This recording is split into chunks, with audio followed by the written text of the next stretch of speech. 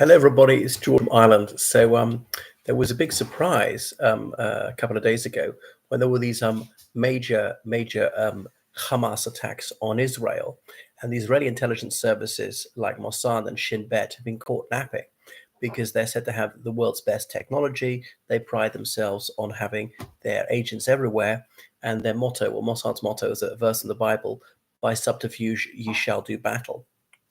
But they were caught napping. How on earth did Hamas manage to launch these very large-scale attacks in Israel? Said that 300 civilians have been killed, dozens of military personnel, hundreds of civilians have been injured, scores of Israelis have been taken hostage, mostly civilians, a few military personnel. So Hamas have been firing rockets, they crossed the border in vehicles and so on, attacked at many different points. This obviously took meticulous planning over months to come up with a plan, to assemble the weapons, to assign the tasks, and so on. And then they'll actually launch. You think there might be some training, some dry runs. So that is a huge humiliation for Israel. And they haven't faced an attack on this scale for decades. Notably, it came on the 50th anniversary of the Yom Kippur War, the Jewish religious festival of Sukkot. Yom Kippur was also a time when Israel was taken by surprise. So it's actually been a gift to Prime Minister Benjamin Netanyahu, who was beleaguered by his attempts to reform the Supreme Court, which liberal and left-wing Israelis felt was the way to dictatorship. Anyway, so Israel's launched lots of airstrikes against the Gaza Strip and killed over 300 people, the great majority of them civilians, wounded about 2,000 people, and so on. So the fighting is ongoing, and the Israeli army radio says they're fighting at 8 different points of engagement. So why is this happening? Obviously, Hamas does not accept the existence of the Zionist entity, as they call it. They want the whole of historic Palestine back, meaning what's recognized by most of the world as the state of Israel.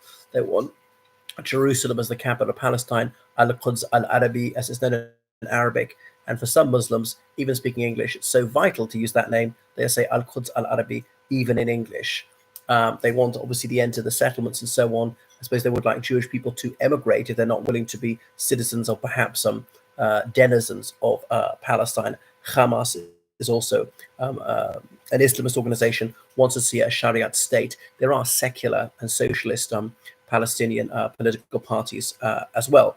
And Hamas, much though it won't suit the Israeli government to admit it, was actually created by Mossad in the 1980s in attempt to split the PLO, the Palestinian Liberation Organization. That was an umbrella term for various groups like the Fatah faction of Yasser Arafat, the Popular Front for the Liberation of Palestine, and various other non-religious or leftist groups. So Israel holds all the cards. Hamas has got no air force, not a single plane, not a single helicopter, not a single howitzer, not a single ship, not a single tank, not a single armored personnel carrier, not a single infantry fighting vehicle, and so on. So Israel's got state-of-the-art military technology, often that they've manufactured themselves by Israeli military industries or purchased in the United States in particular. Israel's also a wealthy country, one of about 9 million people now. They have more territory. Gaza is one of the most overcrowded places on earth. The West Bank is fairly crowded as well. So much the West Bank has been taken by these illegal Israeli colonies or settlements, as they prefer to call them, many of them kibbutzim. That was Israel breaking international law and seizing that, saying the areas are disputed, calling them Judea or Sumeria, things like that. Having taken obviously most of Palestine at the creation of Israel in 1948, they've taken most of the rest since.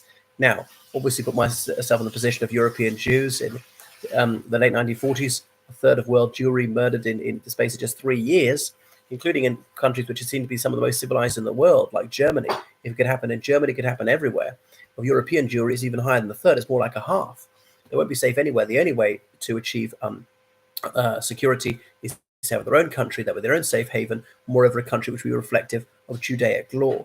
And so land without a people for a people without a land, I think Theodor Herzl said that, impliedly saying the Palestinians weren't people. Or the Palestinians, well, they're not a nation, they're a section of the Egyptian or the Jordanian nation or the Syrian nation, something like that. Of course, in the Ottoman province of Syria, Palestine had been one of the valiet of that. The fighting will go on, but Israel's advantages will come into play more and more because they can have their rocket strikes wherever, they can bomb wherever, and they've got the listening devices, the facial recognition technology, and they'll be able to kill a lot of the Palestinian fighters. And it's also terribly sad. I don't want anybody to be killed on either side, and civilians should never be targeted. Inevitably, in warfare, civilians are always killed. You've got to try and minimize it. You can't get it down to zero. You've got to try and get it down to as close as that as you can.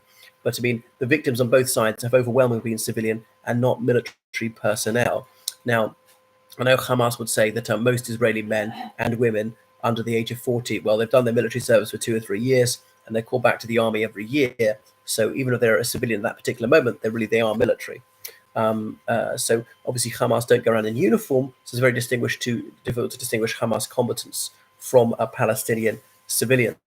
Now, there can be collective punishment, which Israel's used many times before, because they control the access to Gaza, the egress therefrom, all except at one border crossing point with Egypt. They control the airspace over it. They control the territorial waters. So it's really besieged. They can cut off water, electricity, gas, food, everything, and keep them at just above starvation level as a way to penalize the civilian populace. So Mahmoud Abbas, the chairman of the Palestinian National Authority, said, well, Israel's brought this on themselves. They keep illegally expanding, these settlements on stolen land, some which even the United States opposes, and saying that, no people would put up with this forever, would have their noses rubbed in the dirt forever. At some point, the Palestinians say they have to choose to resist or fight. So it'd be great if they could coexist, find a better future for both of them, rather than the rather crowded land. I mean, I sometimes thought whether Israel should pay the Palestinians to leave and pay another Arab country to accept them as citizens or something like that. They might say, no, this is our homeland, this is sacred to us, we're not going to sell our birthright, that's it. Goodness, but that might be cheaper in Israel in the long run if they just have to carry on this intermittent fighting all the time. There doesn't appear to be a solution with it, particularly with an ultra hawk like Benjamin Netanyahu. I think it's President Clinton, who was a fervent Zionist, said that Netanyahu didn't appear to consider the Palestinian people to be human beings at all. So it's all terrible, the racialism, the hatred, the religious bigotry on both sides. Not saying that everybody, not every Palestinian, not every Israeli is like that. There are decent people who are striving to reach an accommodation, and it's all made so much more difficult because it really fuels the flames of hatred when people are killed. How grief-stricken do you feel when your loved one dies? And it's an awful lot worse if that person died through malice. If that person was deliberately killed by others, particularly of another nation, another religion, you might say they're all bad on that side. Anyway, so about to sign off now, and I hope you found that instructive and informative. But and please make sure that you are donating and contributing on Patreon, and then behind a paywall you can see a lot more really valuable content going back from years. Okay, so so thank you as always for watching my channel. If you want to sample more of it, go to my website georgefromireland.com and my Patreon page patreon.com/George from Ireland. There you'll see my latest videos and scribblings, a podcast and audio versions of my videos. On Patreon, you'll find over 1,400 of my finest articles from the last 13 years, and that's subscriber only. Over 3,000 podcast feed of all my YouTube videos from the channels Reflections, English Law, and British Poesy. So Patreon has content which is not available on the other channels and website. So treat yourself for the full experience of all my content for as little as £2 per month. And please support to me by donating to georgecallahan79@gmail.com and PayPal. Thank you so very much for your continued fidelity and viewership. So until later, goodbye.